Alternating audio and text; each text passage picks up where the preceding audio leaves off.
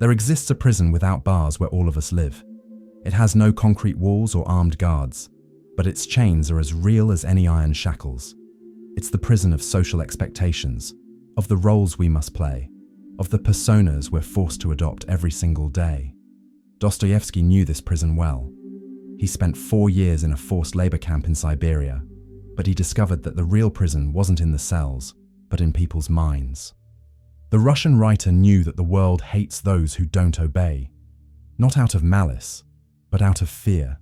Fear that someone might prove it's possible to live differently, think differently, be different. When you refuse blind obedience, you become dangerous to a system that depends on collective submission. Imagine that you wake up every day and put on clothes you didn't choose. You speak words that aren't yours. You smile when you don't feel like it. You act according to rules you never questioned. This is the reality for most people. We live surrounded by invisible norms that have shaped our existence since childhood. Modern society has created a perfect system of control. It convinces us we're free while keeping us imprisoned. Visible cells and tangible chains aren't necessary when we have social pressure, fear of judgment, and the desperate need for approval. Think about the last time you wanted to say something important at a family gathering, but you stayed quiet out of fear of their reaction. Or when you had a different idea at work, but you preferred to stay silent so you wouldn't seem weird. These small daily surrenders are the invisible shackles closing around us. The cruelest part is that this prison disguises itself as protection. It's for your own good, they say. You need to adapt, they insist. This way is easier, they guarantee. But Dostoevsky knew that ease and freedom rarely go hand in hand. What happens when someone says no? Dostoevsky's personal story answers this question brutally. Society punishes without mercy those who dare to disobey. The Russian writer spent 4 years in Siberia, not just for participating in a reading circle considered subversive, but for daring to think independently. His crime was questioning the established order, imagining a more just world, refusing the truths that no one dared to challenge. But here lies a fascinating paradox. The punishment that should have broken Dostoevsky actually strengthened him. Physical prison freed his mind. Suffering sharpened his perception. Social rejection gave him a unique perspective on human nature. Have you ever felt this? That moment when, after being rejected or criticized for being who you really are, a strange sense of relief emerges in your chest. As if, at the cost of pain, you could finally remove a mask that had been suffocating your essence for years. Modern society has developed more subtle forms of punishment. It doesn't imprison physically, but creates invisible walls. Today's rebel doesn't go to Siberia. They simply stop getting invited to parties, lose job opportunities, or become the weird one in the family. But isn't this punishment, paradoxically, the mark of conquered freedom? There's a silent epidemic spreading throughout the world: conformism. It's a disease that doesn't show up on medical exams, but devours the soul from within. Its symptoms are subtle. You stop questioning, accept everything without thinking, repeat opinions that aren't yours as if they were absolute truths. Dostoevsky described this with surgical precision in Notes from Underground. The story's protagonist is a divided man. Part of him wants to be free, to think for himself, to live authentically. But another part is paralyzed by fear, by the need for approval. How many times have you caught yourself agreeing with something you don't believe just to avoid conflict? That's conformism at work. It convinces us that it's easier to live without making waves, without questioning, without bothering anyone. The problem is that this ease comes with a terrible price. You slowly stop being yourself. Your opinions become echoes of others' opinions. Your dreams mold themselves to desires that society approves. Your personality dissolves into a uniform mass of standardized thoughts. At work, you swallow unfair criticism to avoid being seen as problematic. At home, you avoid difficult conversations to maintain harmony. In social life, you laugh at jokes you don't find funny. Each small concession is one more step toward personal invisibility. When you choose to be authentic, something interesting happens. The people around you become uncomfortable. not necessarily angry or hateful, but with a type of uneasiness they can't explain. It's as if your authenticity were an inconvenient mirror, reflecting back all the concessions they made to fit in. Think about that person at your work who always speaks their mind, who doesn't participate in office gossip, who declines social invitations when they don't feel like going. Probably this person is seen as difficult or antisocial. But the truth is, they simply refuse to perform imposed roles. Dostoevsky understood this perfectly. His most authentic characters are also the most disturbing. They break unspoken expectations. They don't pretend to be okay when they're not. They don't smile out of politeness or agree out of convenience. The reason for this discomfort is simple. When someone lives authentically, they expose others' inauthenticity. It's like a person who decides to stop wearing makeup in a world where everyone wears it. Suddenly, everyone feels overly made up. In romantic relationships, this becomes even clearer. When you're honest about your feelings, your needs, your limitations, your partner might feel pressured to also be honest. And not everyone is ready for that level of truth. The same happens in families. That relative who always questions absurd traditions, who refuses to participate in toxic dynamics. This person is usually seen as the family problem.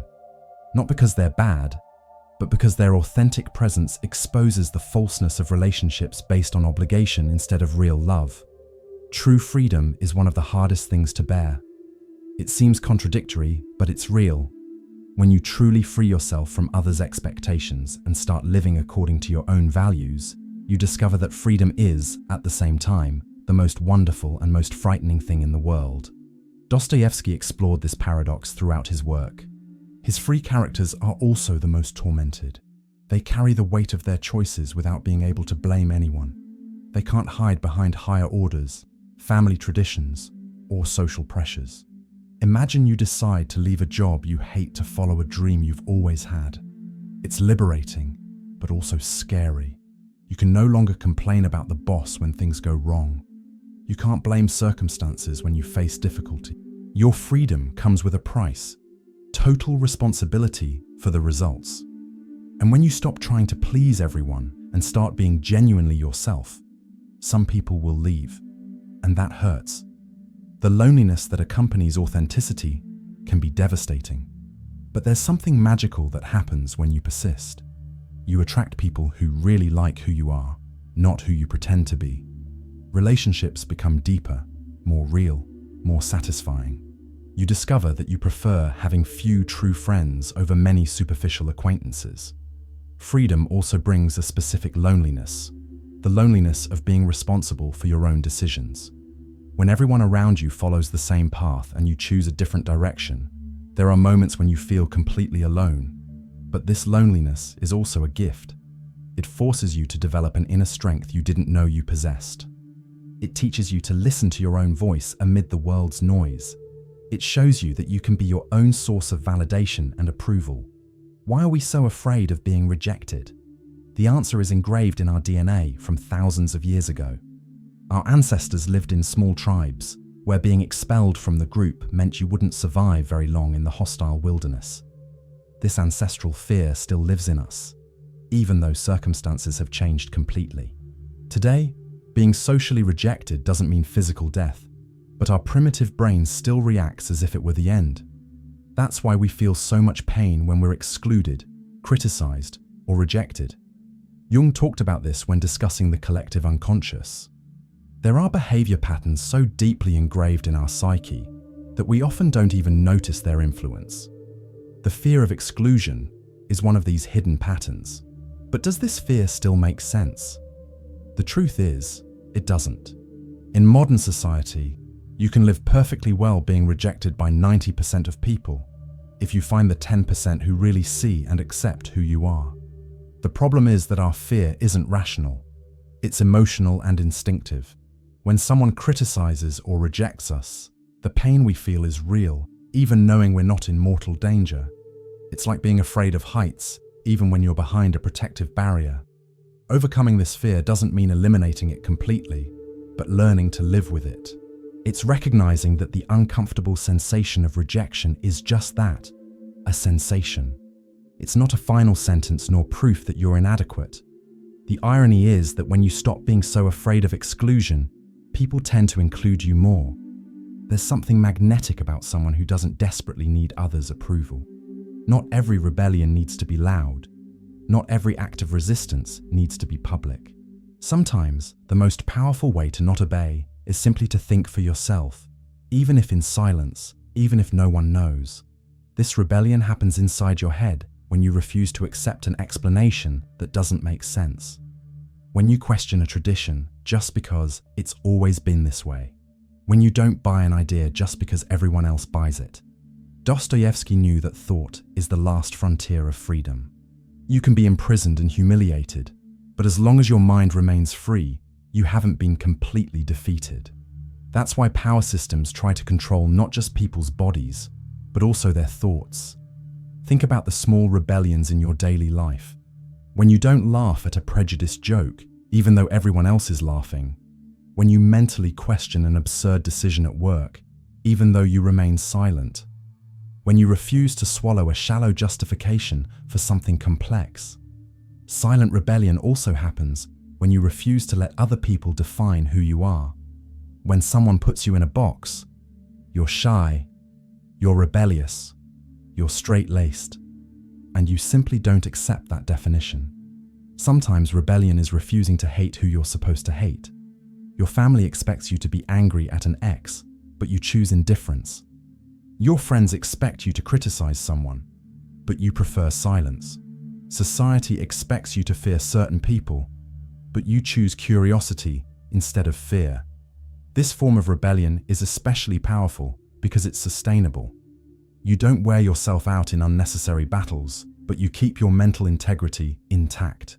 You don't need to convince anyone. You don't need to prove anything. There's constant pressure to belong to a group, to an ideology, to a social tribe. Belonging gives security, identity, and the comforting feeling that you're not alone in the world. But what if you simply can't fit into any ready-made box? The truth is that we can fit into many different places. Just like when we were teenagers, if you like rock and roll, you can't like jazz. And you know that makes no sense whatsoever. Dostoevsky was exactly like this. He didn't fit into any political, religious, or social category of his time. He wasn't completely religious, nor completely atheist. He wasn't revolutionary, nor conservative.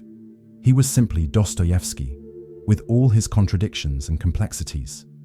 In his work, The Brothers Karamazov, he explores this tension through his characters. Each brother represents a different way of dealing with the question of belonging. Dmitri tries to fit into society through passion and excess. Ivan takes refuge in intellect and skepticism. Alyosha seeks to belong through faith and love, but all in some way remain outsiders. The courage not to belong means accepting that you can be a minority of one, that your opinions might not align perfectly with any existing current of thought, that you might like things that people like you shouldn't like. Going back to the work example, this can mean not fitting into ready-made teams, neither with management nor with colleagues. You might disagree with leadership on some points and with subordinates on others. You might support certain changes and resist others based on your own criteria. This means there wouldn't be this polarity we see today if people had more critical thinking. This position of non-belonging has a price. You don't have a tribe's protection. When someone attacks you, there's no group ready to defend you. When you make a mistake, there's no ideology to justify it. But there's also extraordinary freedom in this. When you don't belong to any group, you can think freely about each issue. You don't need to defend positions that don't make sense just because your team defends them. You can change your mind when you find new evidence. Have you ever stopped to think how many of your decisions are influenced by what others will think? How many times have you stopped doing something you wanted because you worried about others' judgment? How many choices have you made not because they were right for you, but because they were acceptable to others? Can you admit that the team rival to yours played better in a match? The gaze of others is one of the most subtle and powerful prisons that exist. It imprisons you through fear, shame, and the need for approval. It's a prison we build voluntarily. and from which we can exit at any moment, but we rarely have the courage to do so. Dostoevsky knew very well what this was like. In his writings, he frequently explored how his characters were tormented by the constant sensation of being watched and judged. The protagonist of Notes from Underground lives in constant agony, always imagining what others think of him. This feeling of always being watched isn't paranoia. It's a psychological reality. We internalize social standards so much that we carry a crowd of judges inside our own heads. Even when we're alone, we feel the weight of eyes that don't physically exist. Think about the last time you wanted to dress differently, but worried about what people would think, or when you felt like dancing in public, but were paralyzed by the possibility of looking ridiculous. These are moments when the prison of others' gaze becomes tangible. The cruelest part of this prison is that it's based on an illusion. The truth is that people think much less about you than you imagine. They're so worried about what you think of them that they barely have time to form an opinion about you. Freedom begins when you realize a simple truth. You can't control what others think, but you can choose how much it will paralyze you. You can decide to live your life based on your own values, not on others' approval. This isn't a liberation that happens overnight. It's a slow process of daily courage. Each time you act according to your will instead of fear of judgment, you weaken a little more the invisible chains that imprison you. So what is the destiny of those who choose not to obey? Of those who refuse to fit into these social molds? Of those who insist on thinking with their own heads? The answer isn't simple or comfortable. It's a path of loneliness, and there can also be suffering, but also of depth and illumination. Dostoevsky, who was misunderstood by his contemporaries, suffered from epilepsy, financial difficulties, family problems. He left this world relatively young, at 59, worn down by a life of extreme emotional intensity. But he also produced some of the deepest works in world literature. The outsider, the one who stays outside, who doesn't fit in, who questions, pays a high price for their position. They don't have the group's protection, don't enjoy the security of collective certainties, can't take refuge in the comfort of ready-made answers. They live in constant questioning, in permanent discomfort with simple explanations. But this pain has a purpose. It's like labor pains, intense, but necessary to give birth to something new. The outsider's suffering isn't masochism or self-pity. It's the price of lucidity in a world that prefers comfortable blindness. When you refuse to accept imposed truths, you're forced to seek your own truths. This journey is solitary, but it's not empty. There's an inner richness that comes from deep self-knowledge. There's a strength that comes from surviving your own doubts. There's a wisdom that comes from navigating life without ready-made maps. The outsider sees things others don't see precisely because they're on the outside. They have a unique perspective on social patterns, on human contradictions, on collective illusions. It's like someone who leaves a house to observe it from afar. They can see the complete architecture in a way that those inside never can. This exterior vision can be painful. It's hard to see people you love trapped in destructive patterns and not be able to help them. It's frustrating to have ideas that no one wants to hear. It's exhausting to be constantly misunderstood. But it's also illuminating.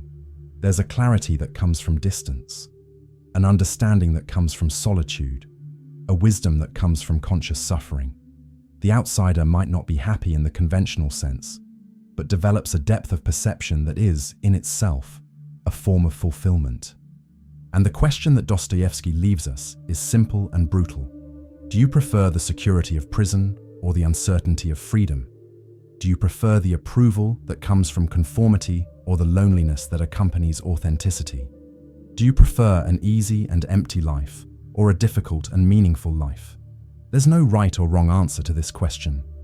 Each person needs to make their own choice, assume their own consequences, live with their own decisions. But Dostoevsky reminds us of something crucial. Whatever your choice, make it consciously. If you choose the prison, at least know it's a prison. If you choose freedom, at least know it's a burden. But above all, choose. Because the worst tragedy isn't making the wrong choice. It's never choosing. It's living an entire life on autopilot. It's leaving this world without ever having really lived. Dostoevsky knew that the world hates those who don't obey, because disobedience is a silent but devastating question. If I can live differently, why can't you? And this question, once asked, can no longer be ignored. If you feel this content made sense to you, leave your comment, subscribe to the channel, and stay with me for the next video, where I talk about what happens when you abandon the herd based on Nietzsche's thinking.